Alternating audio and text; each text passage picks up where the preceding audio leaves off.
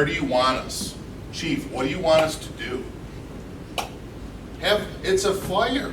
You're the truck company. No, you're supposed to be in front of the building. No, if you're second due, you're taking the rear. This is not the time to clog up there. I have 3 people, not 4. Where should my driver go? Why are you bothering the chief with this nonsense? His mind is on bigger operational things than where ladder 2259 is going to park either down the block in front of the house or next door. When you're the officer, you're running the show, be prepared for the responsibility. Know your crew. Set yourself up in the morning and have those expectations out there. Go to fireman so-and-so. Your OV today, that's your job. Question, you're working with the chauffeur. Any issues, we'll hash it out right now in the firehouse so that on scene I don't have to listen to, do you want me to take this window? Should I put the ladder here? Do you want 28 in the back or do you want 24? Okay, I'll just get the 30. This bullshit, no. Have this set up, okay? Know the strengths and weak areas of your crew. My captain on my crew, he knows what I can do. He knows what my part, the other people on my shift can do. And sometimes the assignments are accorded. If one guy's off and we got somebody floating over from the engine, the captain might tell me, hey, I know your iron's sticking with me. I need you outside. I have to, quote, babysit one of these engine dudes and bring him with me. So be it. That's knowing the strengths and weaknesses of their crew. Putting that together so when you get to the fire ground, you can operate. Pulling up. Making those quick decisions. Are we here? Do we have to save the person? Are we working more to save the structure? Or unfortunately, are we working more to save the block? That this thing is going down and we got to get some water up, we got to protect exposures in a hurry. Conduct the size up. Take a peek at the house. Figure out how we're going to get in. It might not be the front door, it might not be the back door, it could be off a ladder, go on the second floor, whatever. How are we going to get inside to get where the people might be inside? And more importantly, how do we get inside to see any of that survivable space and occupy areas where our other crews might eventually be? Where might people be in this structure? Are they upstairs? Are they going to be in the basement? Where do we have to be so we can get ahead of the fire and get them? Where is this fire going to go?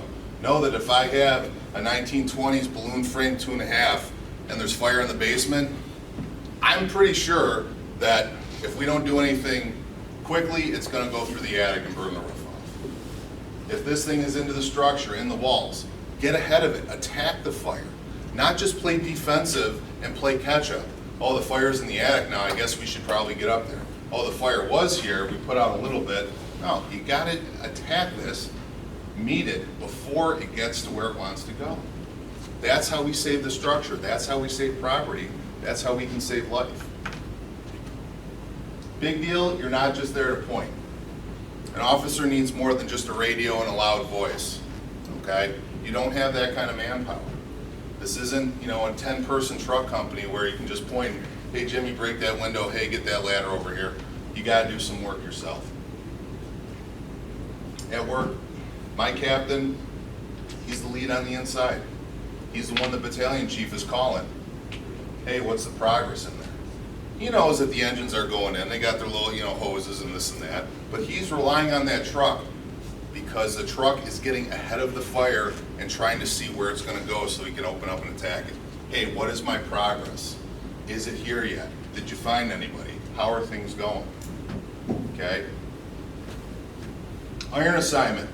Again, size up, find the way in. You're the tour guide inside there. You and the officer. Crawling in, the engine's stretching, they're playing their games in the front yard, V-split, lay back, and all this stuff.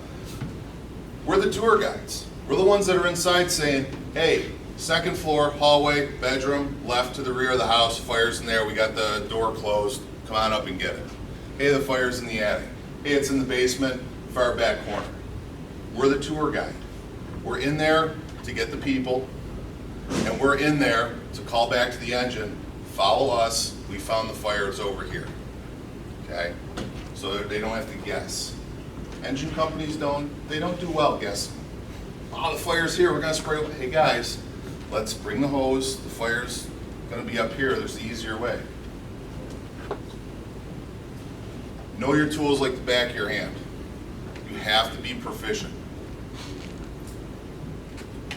One-man show. How many people have trained on real structures versus the training door prop and actually felt what it's like to force real wood doors? New, old, commercial, whatever. Find a vacant, get out and do it. The whole thing of two people, hit, drive, hit, that's great.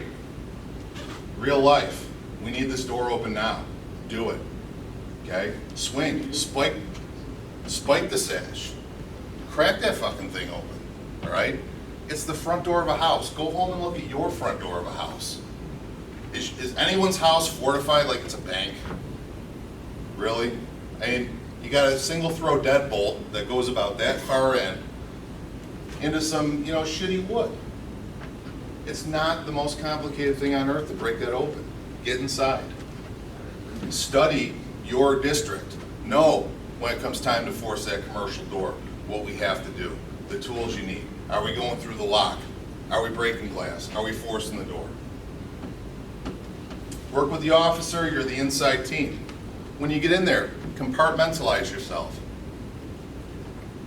Doors, even shitty, $39.95, Home Depot doors can still hold back some fire. Buy yourself the time. The house is a big box, the rooms are boxes in the box. Get in there, close the door behind you so you're buying yourself some time. Search the boxes that you're making as you're getting in. Sometimes you can split search with the officer. Oh, God forbid, me and my search partner are more than arm's length away, or I don't have my hand up their fucking cuff, or I'm not laying on their ankle. Okay? If I'm here and my partner's, hey, you good? Yep. Talk loud. You know where the other person's at, all right? I don't need a leash on them. My captain trusts me. I trust my captain. If you got to split, you got to split. How many people have done all right, you go left, I'll go right. Let's go. We scoot around the room and then run head to head. Then what happens?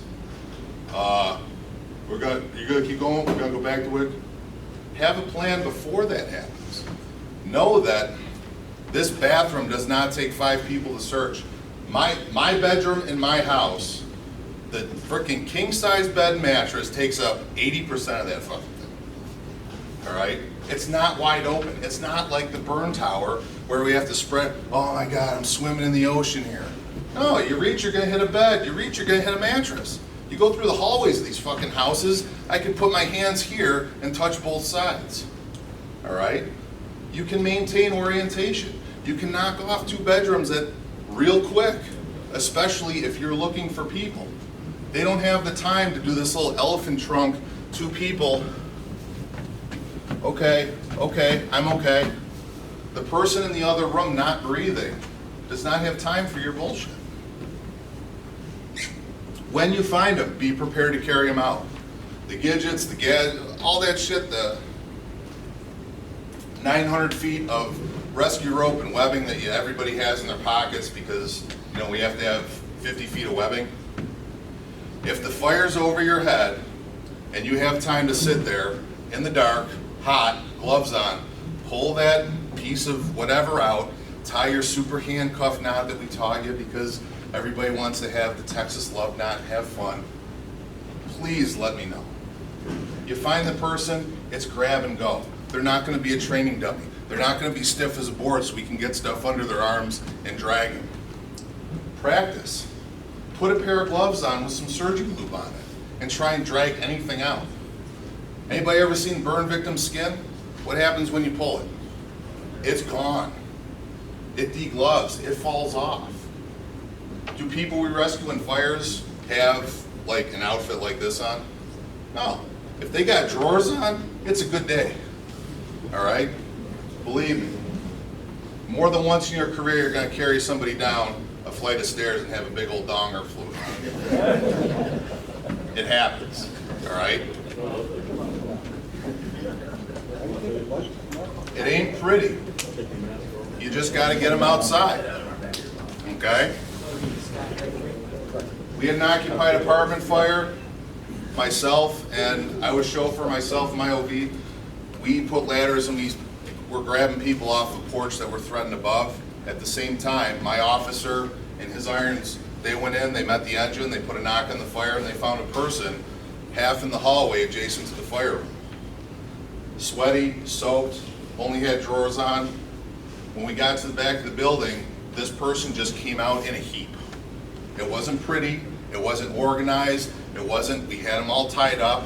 They came out, grab, go in a heap. But they're outside. Now they're in our controlled environment and we can do something to help them. Chauffeur OV. I combined this because for the time being, the chauffeur is the OV at work. A lot of these places that don't have the staffing, that have the 1 or 2 men, this guy's gonna be doing a lot outside. First, get the rig where it needs to be. Front of the house, in between the next 2 houses, wherever your turntable is, know your rig. You got the mid-mount, it kills me when I see these mid-mount rigs that are beautiful, beautiful rigs. The apartment building's burning down and they just nose right into that fucking thing.